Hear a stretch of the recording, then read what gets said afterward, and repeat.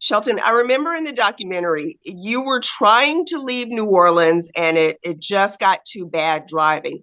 Tell me what you experienced in the Superdome.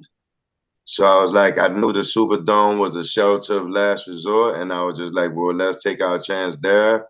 Like, what could go wrong? Well, something obviously went wrong, you know what I mean? But it was by fate, I guess. I landed there. What was it like there for those of us who don't know? What were the conditions like? Because people in the film said we were treated like dogs.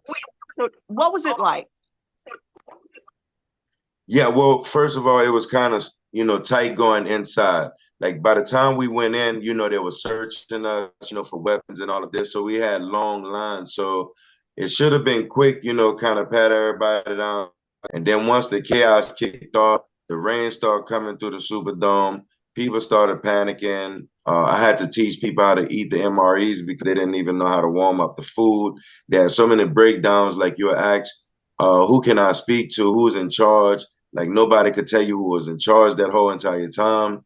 We wanted to like break free inside, and they just was keeping us like holding us hostage in there. They didn't want to let us go in the beginning. I would say, yeah, they had a lot of rumors and a lot of reports that came out of that as far as the rape and all of those things. Like there are some people, like the guy when I first got there, he committed suicide. That is the truth. He jumped over the top. He landed down there. Everybody was freaking out because of that. Then we started hearing the rumors about the little girl and the little children being raped and killed in the bathroom. I would say like I think that's it didn't happen because like somebody would have been running around a Superdome like a mad woman or a mad person. Like they did that to my child, that never happened, but it did serve its purpose as far as like making people pay more attention to their kids and to the family members that they had. You got to keep in mind some like neighbors maybe took their neighbor's child to the Superdome with them, and they're like, "Y'all go ahead, I'll meet you later." And some person like the neighbor stuck with somebody else's kids and all of that, so they're just like letting them do whatever. They had the elderly that was in there with us. Like some of them people should have got their patients out of town, but they didn't. Their patients got stuck here, So you had a host of things. You couldn't really use the restroom as much.